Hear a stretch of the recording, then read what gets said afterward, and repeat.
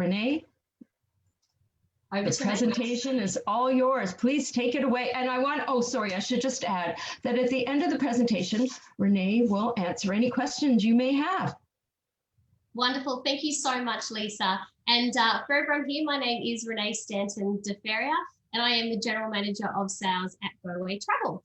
And you can probably tell by the accent, I'm not putting it on just for the presentation, but I was born and raised in Sydney, Australia, which we will touch on in the presentation. And I moved to North America about 5 years ago now. I'm definitely a token North American, as I did have a son, so I'm staying here. But I would love today to take you to my beautiful home country. So a couple of things, as Lisa touched on just before, it really is a bucket list dream destination when it comes to traveling to Australia. But there's a few key things that you might not be aware of, and that is it's not as far as you think. A lot of people think, oh, goodness gracious, it's such a long way to get there, but they really do put some fantastic airlines, and the airplanes that you actually fly on are really high end. They're probably the best planes that you can get. And on top of that, the majority of the flights from North America to Australia all fly at night time. So it means you can hop on board, have yourself a meal, watch a movie, and then wake up and you're in Australia. It's also not as expensive as you think. So the Australian dollar to the Canadian and to the US dollar is very good at the moment. So your money goes really far when you land in Australia, and which we just mentioned there. So before I start, I wanted to share with you a beautiful video to inspire you.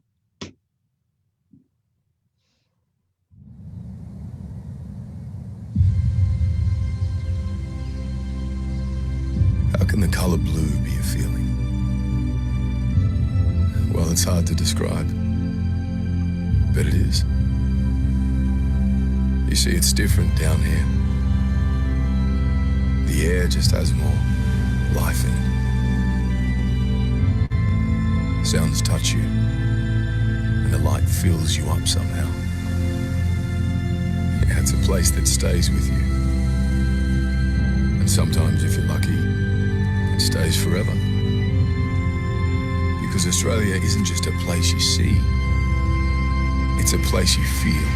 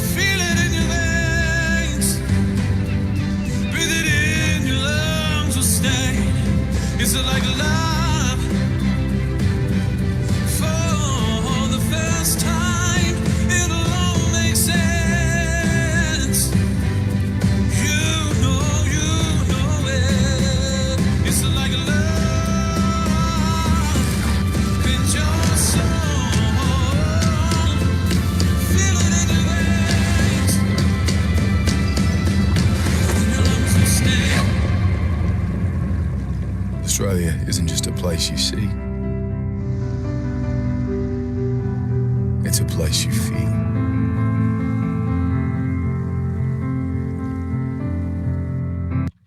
Now, hopefully that video just gives you an idea of how beautiful and diverse Australia is. So why Australia? Look, this presentation, I'm going to give you many, many reasons on why you should make Australia a next destination. But here's a nice little fun way. And some of the things I'll mention is it really does have an amazing coastal line. In fact, 97% of Australians live on the coast. The wildlife, everyone wants to hug a koala, like in this picture here, or you can see kangaroos pretty much everywhere you go. It's quite amazing. It's all in their natural habitat there. The landscape, the wine, the food. Look, I can go on and on. So let's do it.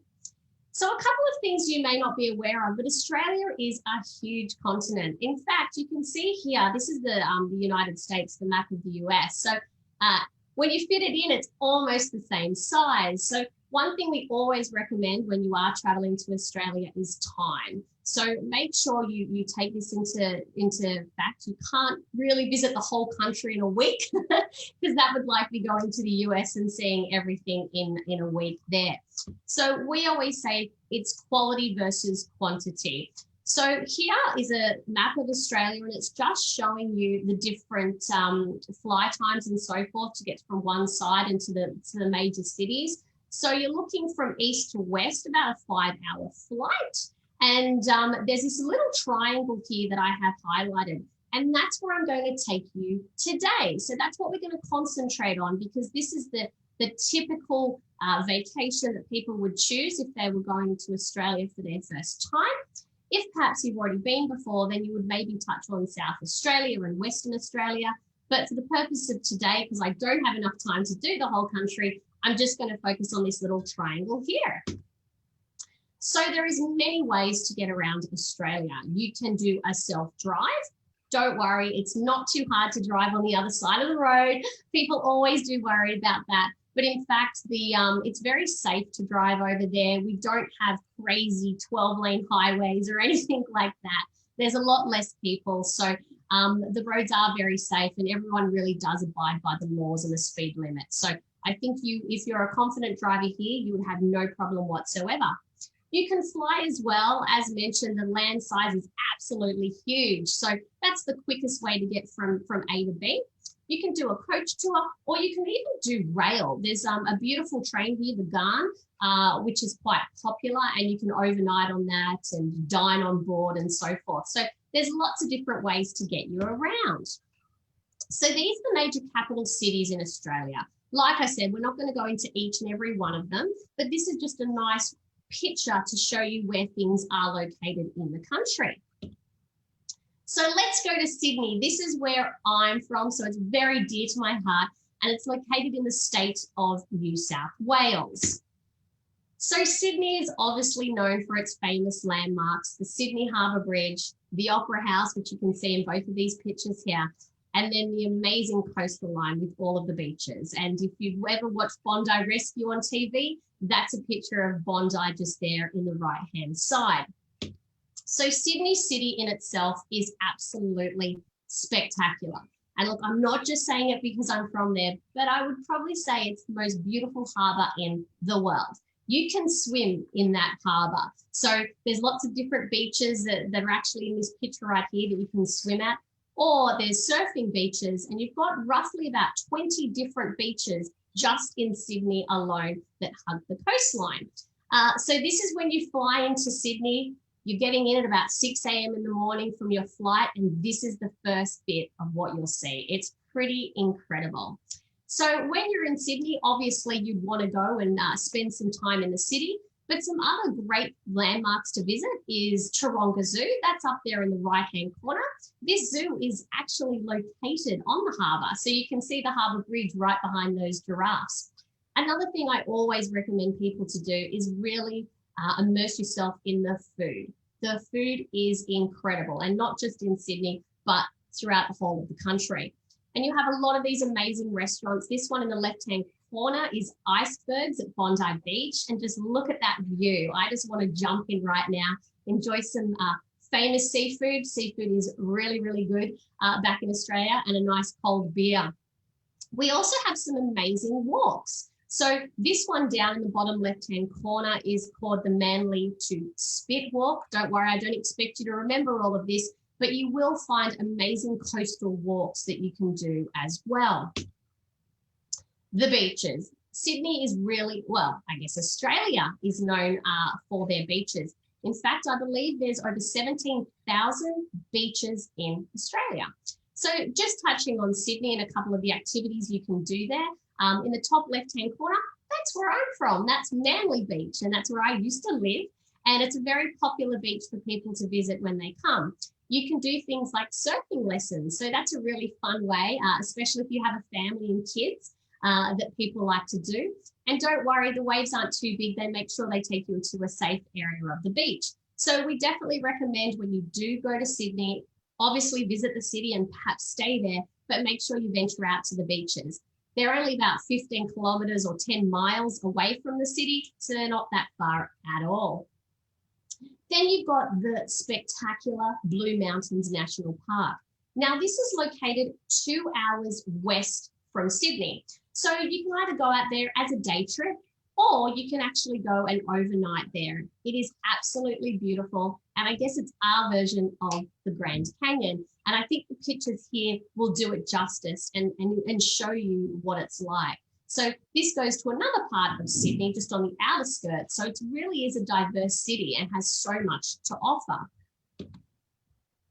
The Hunter Valley. Now, I've already mentioned wine and beer, so maybe there's a theme here, but I absolutely love the wineries in Australia. And you would definitely have to at least visit one because they are located throughout the whole of the country.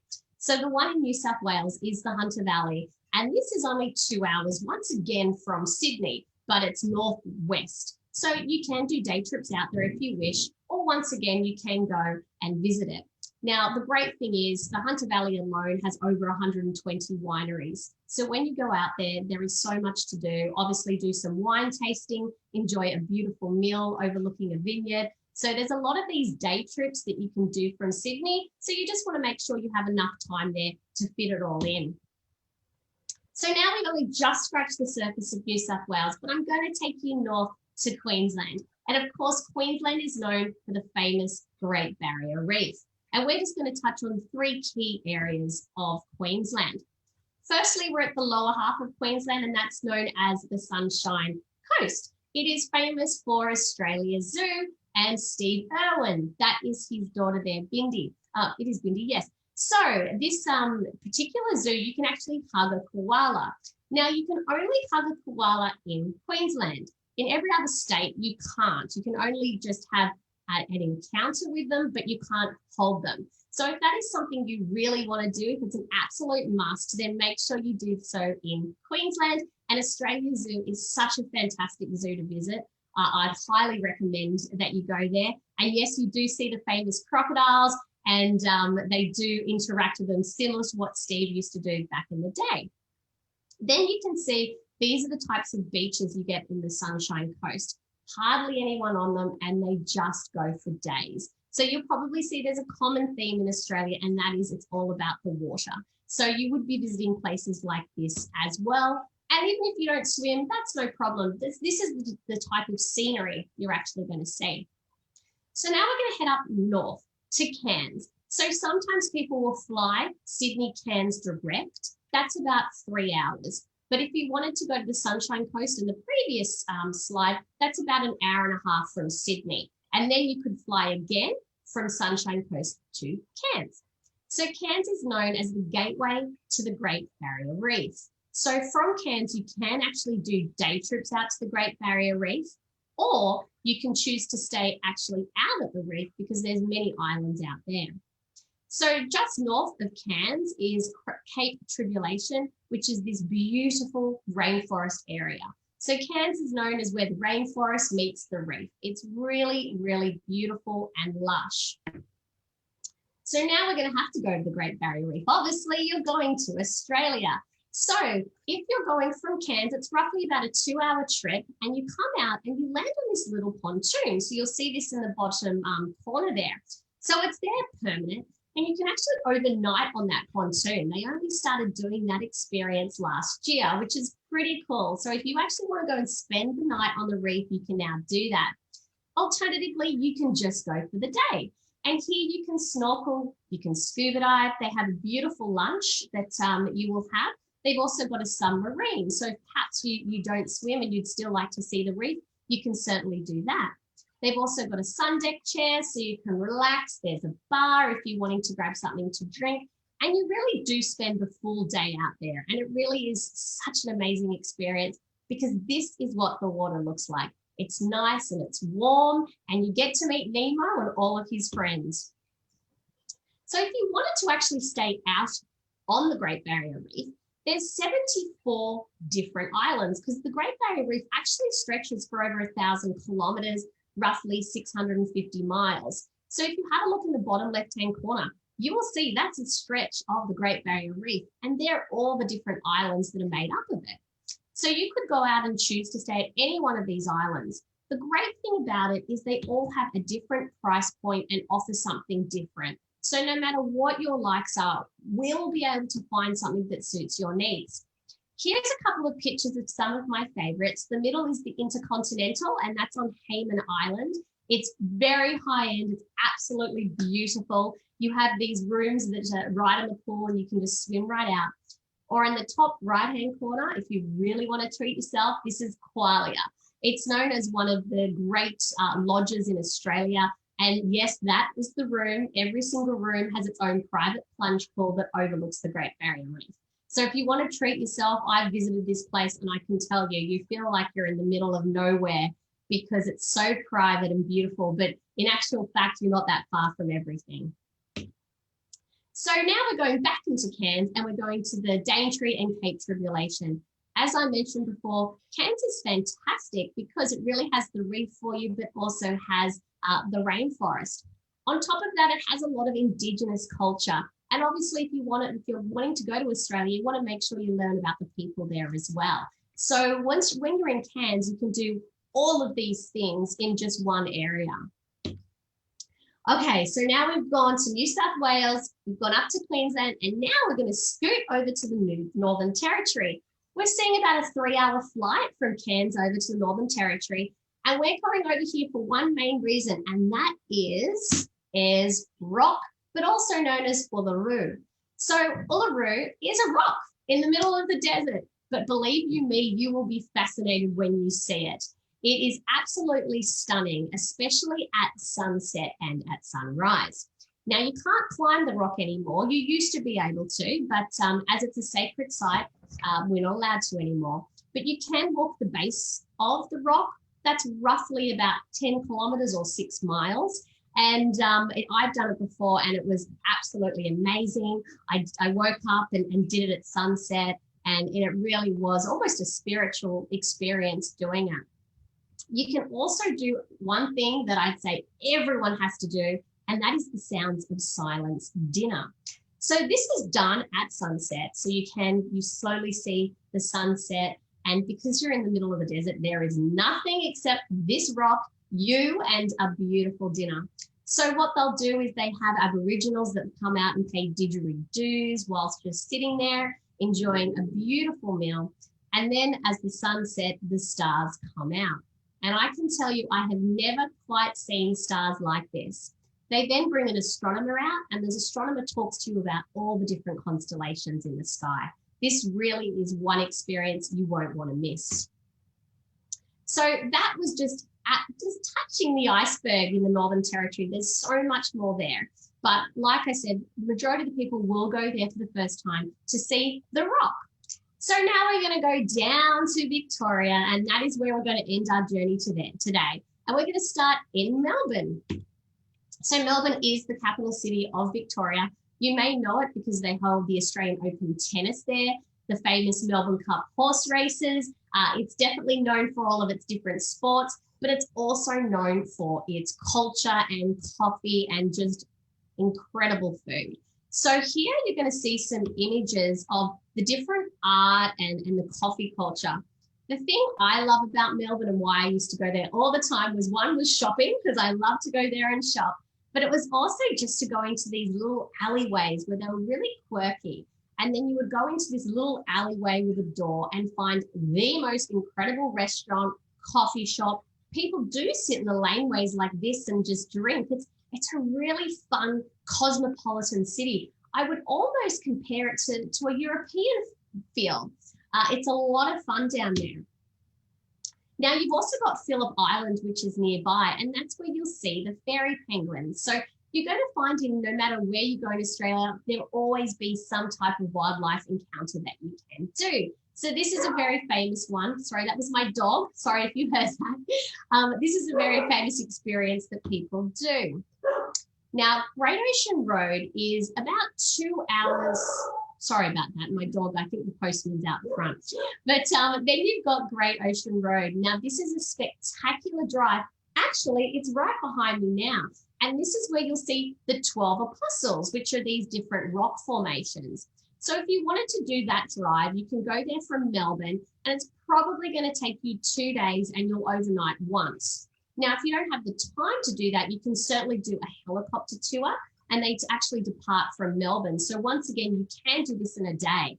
Now, this is what I would compare. If you've ever done the Big Sur before, perhaps in California, I found these drives similar in that you're driving through these beautiful coastal drive, and the scenery is really something else. And I think these pictures do it justice.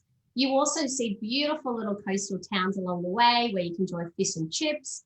You can literally pull off and you'll see koalas in the trees. So I really highly recommend, if you have time, to incorporate Great Ocean Road as well.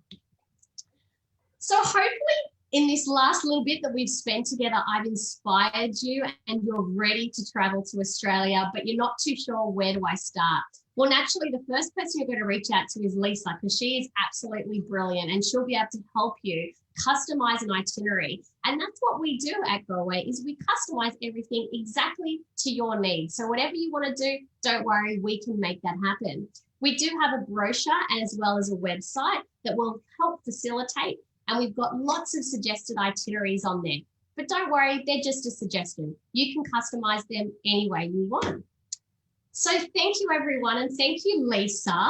I'm not sure if you or anyone has any questions that you would like to ask. And like I said, Lisa will be able to help you with any of your Australian inquiries. There was one question to see if you had any videos on the Australian wildlife.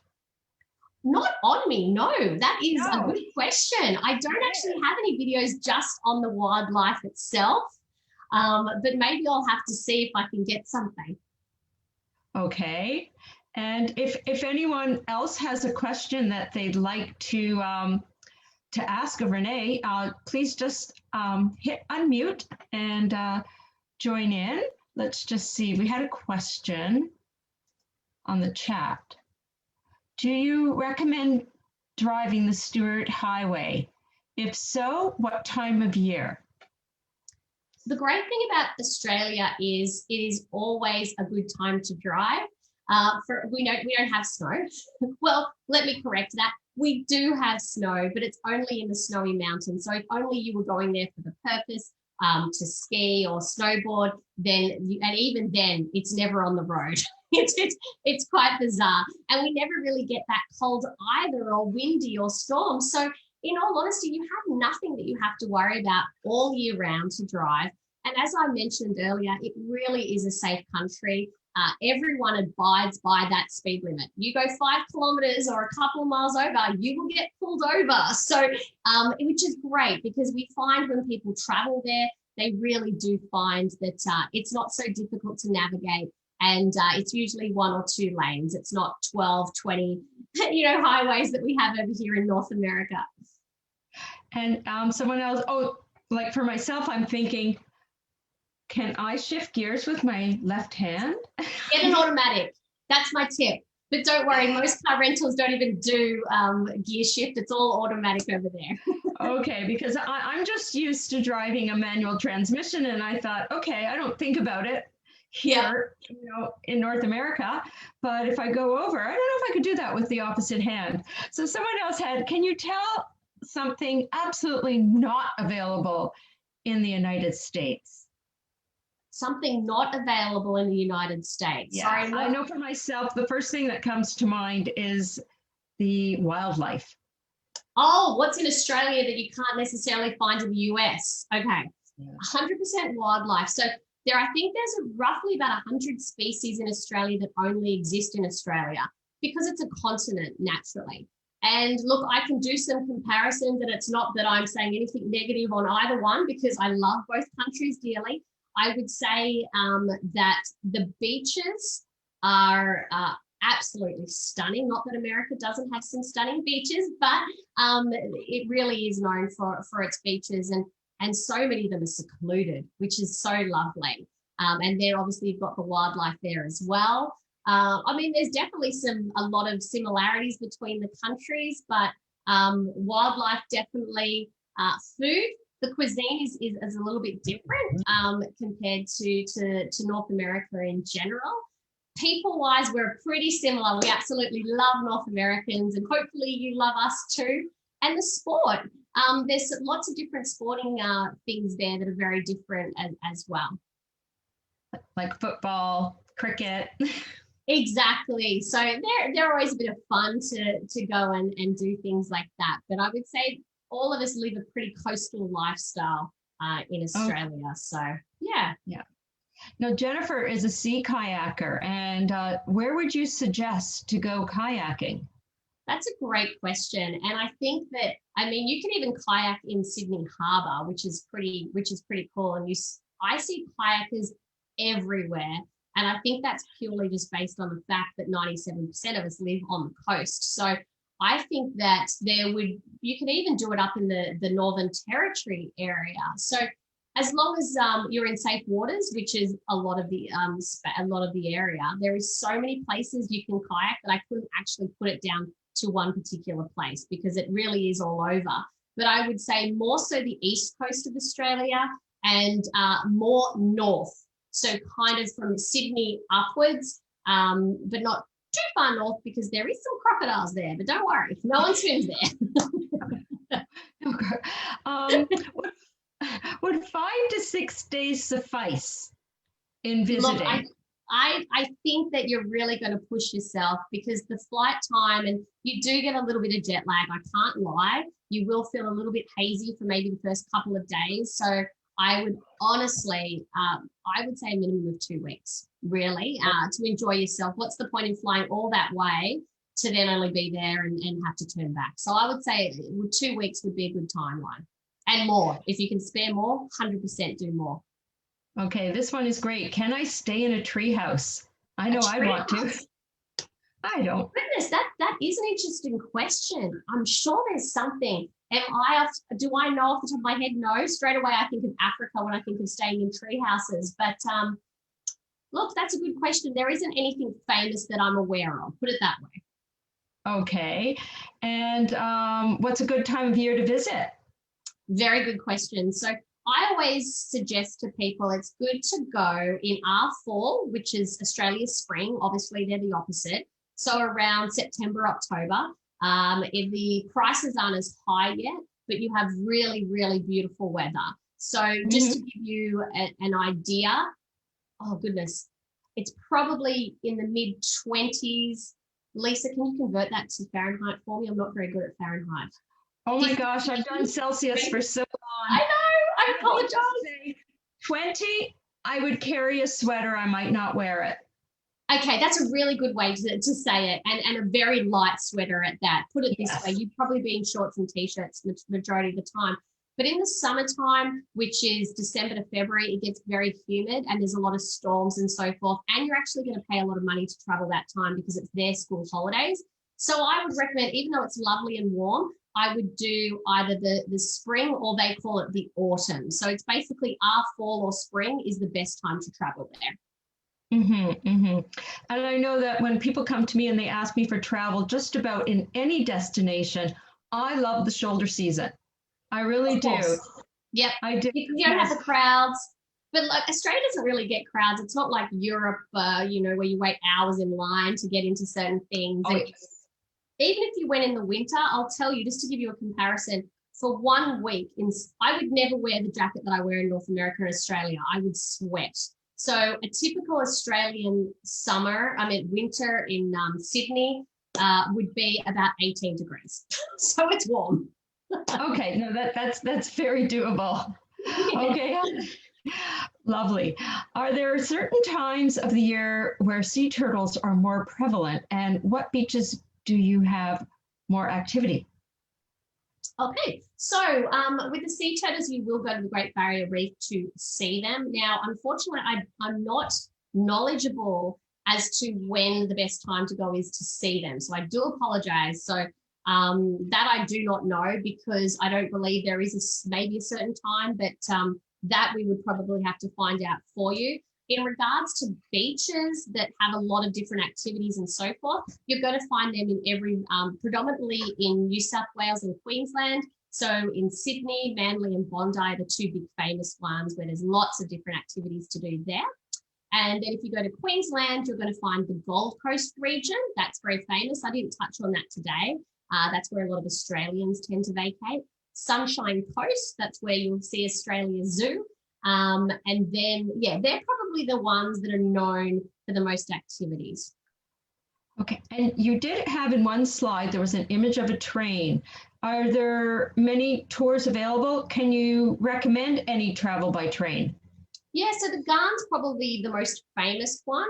And that basically goes through the country. So from the top end right down to the bottom end. So that takes a few days. It is a luxurious train. So you do sleep, you do eat, you do everything on board.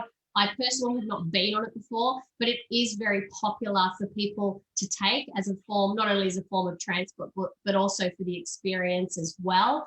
Then there is a train, and forgive me, I can't remember what it's called off the top of my head, but it also goes from east to west. So we've got one that goes north, south, and east, west. And that as well, we do have people doing.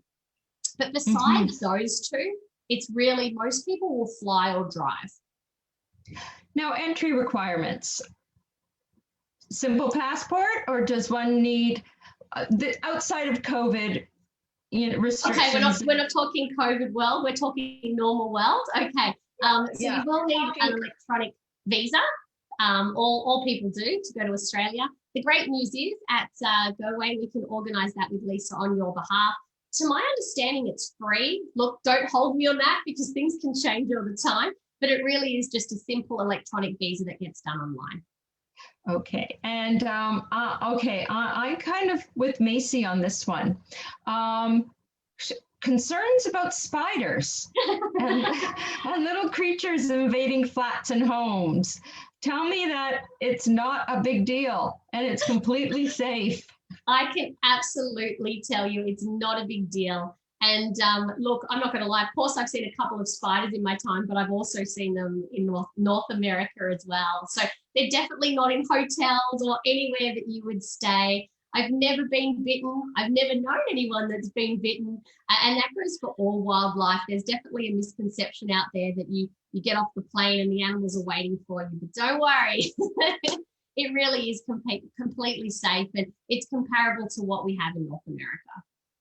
Okay, I love this question. Robert has one about how should I plan for a tour solely for local history. Now with Goway, basically when you go in to speak to your local agent and you tell them, Goway's got this awesome Australia program, but what should I do? They will custom craft something for you. So you will speak to your agent and they will help you, and they'll go to Goway and they'll say, this is what my client is interested in. And they will help craft something. Is that correct? That's exactly right. And we call them our destination experts. I am not one. So we actually have a frontline team that put together and customize your arrangements for you. The majority of them are Australian, so they really can give some great tips, or they've actually lived there before. So you're really going to get that expertise. And the great thing is if you do have a certain passion that you want to incorporate in, they'll be able to work that out for you. Right, so it will be fully customizable. Absolutely. And we can do anything from 3-star or above. We can do a variety of different accommodations. We can do your air, your rail, your car. We can pretty much do everything for you. It's a nice one-stop shop. Yes. So we've been doing it for 52 years now, just to give you an idea. And we are the largest supplier in North America. And our president is Australian himself. So he actually was the one that put Australia on the map. He he uses it as a joke that he was the real Crocodile Dundee. And we were fooled for all these years. Yeah. Okay, and here's one from Mark. Margaret would like to know if Goway does any escorted tours. We certainly do. So we have our Holidays of a Lifetime program. You'll be able to see that on goway.com if you wanted to go in and get more information. But we have a variety of different escorted tours to Australia and New Zealand, or you can incorporate the two, and that's fully escorted and everything's taken care of for you. Okay, well, if there are no other questions, keep in mind I will be posting this up to my YouTube channel, so you could always catch it again. Lisa Booth. I know, not too imaginative when I came up with that name. And you can always write to me, reach out to me, and if I can't answer it, I will be writing Renee right away. So I want to thank everyone for joining me. And Renee, I want to thank you very much for taking the time out today, for joining us and sharing your homeland with us. Just absolutely beautiful. And I'm just going to copy and paste very quickly the link to my YouTube channel, and hopefully I've got it. There you go. And if anyone, give me a little bit of time. I'm going to upload this today, and you can always enjoy it at your leisure. So thank you everyone for joining us, and thank you, Renee, for taking the time out. No problem at all. Thank you so much for having me. It was my pleasure. Okay, thank you. Everyone, do take care. Bye. Bye-bye.